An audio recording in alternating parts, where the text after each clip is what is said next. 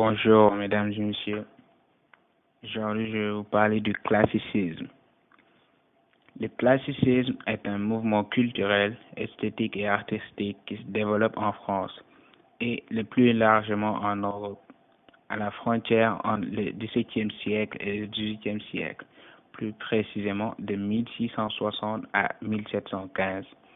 Il se définit par un ensemble de valeurs et de critères qui dessinent un idéal s'incarnant dans l'honnête homme et qui développe une esthétique fondée sur une recherche de la perfection. Son maître mot est la raison. Donc, on peut voir l'approche philosophique qu'il y a dans le classicisme avec l'utilisation de la raison. La centralisation monarchique qui s'affirme dès 1630 sous l'autorité de Richelieu, d'abord, puis de Mazarin, dépasse le cadre politique pour toucher le domaine culturel. D'actes et littérature regroupés dans diverses académies inventent alors une esthétique fondée sur des principes assez contraignants qui amèneront la critique moderne à assimiler. Comme on peut le voir dans l'image suivante, c'était dans une période de guerre que s'est déclenché le classicisme. Et il se trouve juste après l'humanisme et avant le siècle des Lumières, donc juste au XVIIe siècle. Donc avant le classicisme, il existait l'humanisme et après il y a les Lumières et le romantisme qui les suit. Merci. Maintenant, je vais vous parler du contexte socio-historique du classicisme.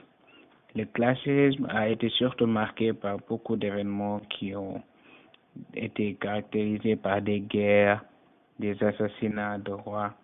Comme au XVIIe siècle, il y a eu la transition vers le courant baroque, le classicisme, la période libertine, tensions politiques et religieuses, accroissement de l'autorité royale avec le roi Soleil Louis XVI, climat de tension et de guerre. Comme on peut le constater dans l'image ci-dessous, il y avait les guerres qui étaient dirigées par les rois Louis XIV, Louis XV, Louis XVI, dont ils ont été assassinés après à la fin de cette guerre. Après cela, il y a un contexte politique qui se met derrière tout ça. Vers 1610, on a l'assassinat d'Henri IV, régence d'Anne d'Autriche, mère de Louis III. On a 1617, le début du règne personnel de Louis XIII. En 1624, Richelieu devient principal ministre de Louis XV dès 1630. Le pouvoir monarchique cherche à tout combler, perte d'influence de l'aristocratie. En 1642, il y a eu la mort de Richelieu. Et en 1643, il y a eu la mort de Louis XIII, ce qui s'est beaucoup enchaîné et qui a eu des causes dans le règne.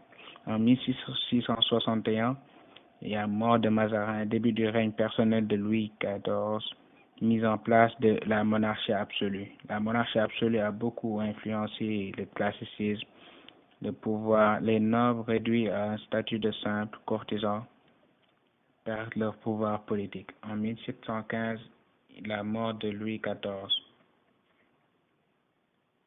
Le classicisme connaît son apogée en 1660, entre 1660 et 1680.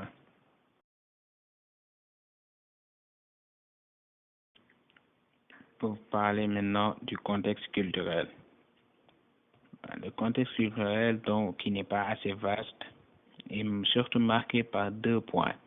En 1635, il y a la création d'une académie française par Richelieu. Son but était d'imposer un art qui est officiel utilisant la langue du roi, institution qui était chargée de normaliser et de perfectionner la langue française.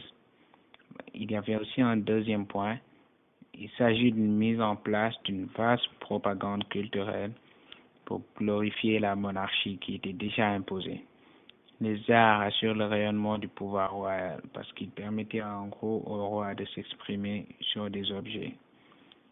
Et là, on peut remarquer la belle académie française qui a été créée en ce moment pour garder le langage du roi et le français dans le pays.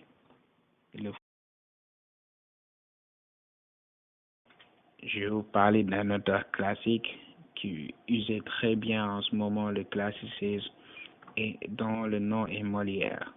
Molière, qui est très connu pour ses théâtres et ses comédies. Molière, Jean-Baptiste Poquelin, est baptisé le 15 janvier 1622 à Paris, à l'église Saint-Eustache. Il est fils d'un tapissier. Molière fait ses études chez les jésuites avant d'aller étudier dans le droit à Orléans. Avec Madeleine Béjart, il crée l'Illustre Théâtre qui est un échec en raison de dettes. En août 1645, Molière est même emprisonné.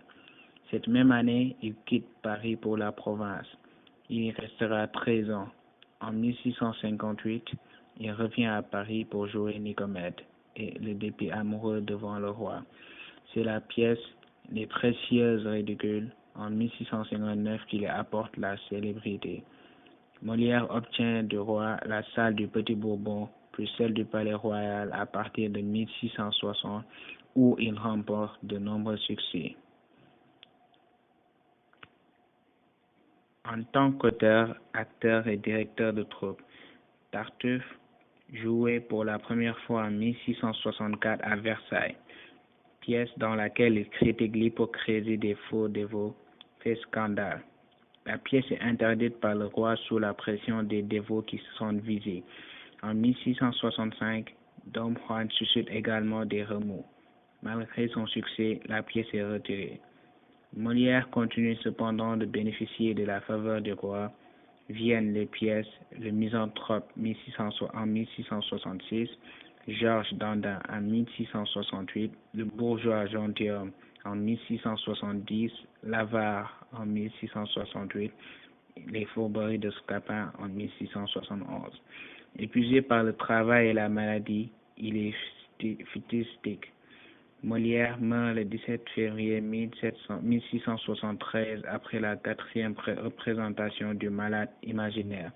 Il joue le rôle d'Argan. Comme on peut constater aussi sur ces images, Molière était un très bon acteur qui séduisait le public qui l'écoutait tout le temps. On peut se pencher un peu sur le classicisme de Molière. C'est la comédie. C'est la comédie de Molière qui dominera toutes les autres à cette époque. La comédie tente évidemment de corriger les vices des hommes en les divertissant.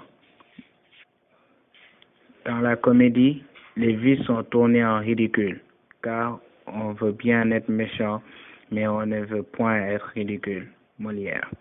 Molière s'attaque donc aux vices des hommes ainsi qu'à ses ennemis personnels, les bigots, les faux dévots, l'hypocrisie dans le Tartuffe, l'avarisme dans l'Avare. Les caractéristiques de la comédie sont une action contemporaine, se passant dans une famille de la petite bourgeoisie, 3 ou 5 actes, selon que la pièce est longue ou courte, un registre comique, un dénouement heureux. Chez Molière, des personnages et des passages inspirés de la comédie dell'arte, le vieux barbon, le valet astucieux, la bastonnade. Comme on le voit sur cette image, il représente une pièce qu'il a jouée avec M. Jourdain dans Le Bourgeois Gentilhomme. On peut remarquer les valets qui sont derrière. C'est pour remarquer la bourgeoisie qui existait à ce temps. Molière a beaucoup marqué le classicisme. C'est pour cela que je vais passer à une petite analyse d'un de ses extraits qui a très bien marqué le classicisme aussi.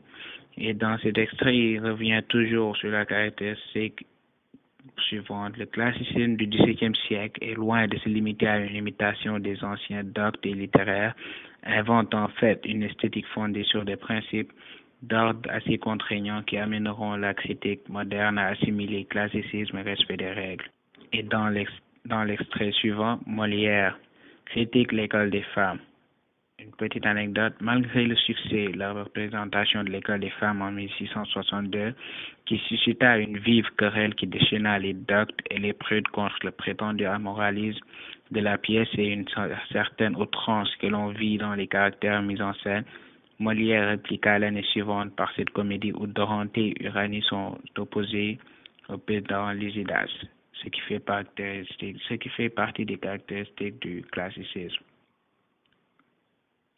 Et comme vous le voyez bien dans le texte, indiqué avec une petite flèche rose, la première flèche rose en haut, dans la partie où on te dit qui est marqué, vous êtes de plaisantes, genre avec vos règles dont vous embarrassez les ignorants et nous étourdissez tous les jours. On a un groupe de mots et comme procédé un ensemble de termes péjoratifs qui lancent à la femme en face de lui pour lui dire qu'elle fatigue leurs gens avec leurs règles. En gros, Molière persiste et critique l'école des femmes toujours dans cet extrait. Et comme on les voit dans l'image en noir et blanc, on voit en quelque sorte l'habillement des femmes qui sont assidues et correctes. Cela maintient leurs règles qu'ils doivent respecter. C'est Molière qui continue à les critiquer. Merci beaucoup de votre attention.